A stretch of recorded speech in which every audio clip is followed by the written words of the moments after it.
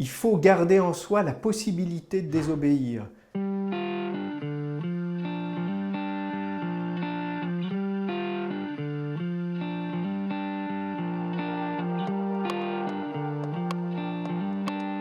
ne veux pas parler de la transgression criminelle des lois ou même des incivilités. Ce que j'appelle désobéir, c'est le témoignage d'une capacité qui est la capacité à commencer quelque chose. C'est au sens de l'ouverture d'un monde des possibles.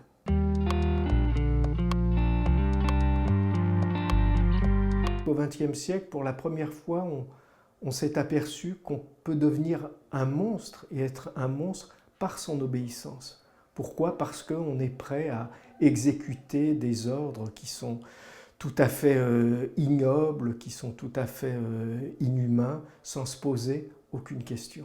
La démocratie, elle est faite d'un certain nombre de règles. Il y a des règles de distribution de la parole, il y a des règles qui sont des règles majoritaires. Et c'est, j'allais dire, c'est l'architecture même de la démocratie. Mais une démocratie ne peut pas vivre sans qu'il y ait de la part et à l'intérieur de chaque citoyen une vigilance perpétuelle par rapport au pouvoir. Et cette vigilance, je l'appelle la désobéissance.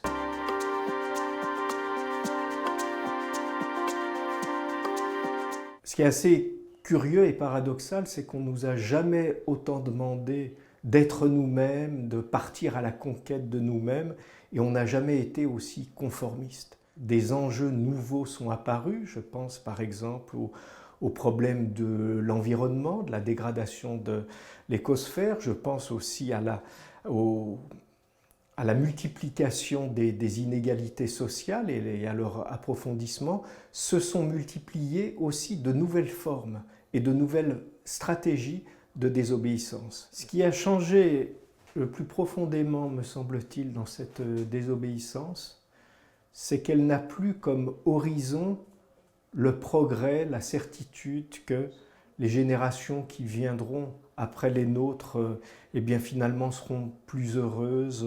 Ce qui a changé, c'est que ces formes de désobéissance, elles s'inscrivent dans un horizon qui est l'horizon de la catastrophe. Ce qui peut apparaître comme étant un horizon tout à fait noir pourrait devenir l'occasion d'une nouvelle ressaisie et d'une nouvelle chance politique, c'est-à-dire la formation et le développement de nouvelles solidarités à partir, j'allais dire, de l'idée que nous sommes tous les habitants d'une même terre. Et je crois que cette communauté des vivants peut avoir des développements politiques tout à fait cruciaux.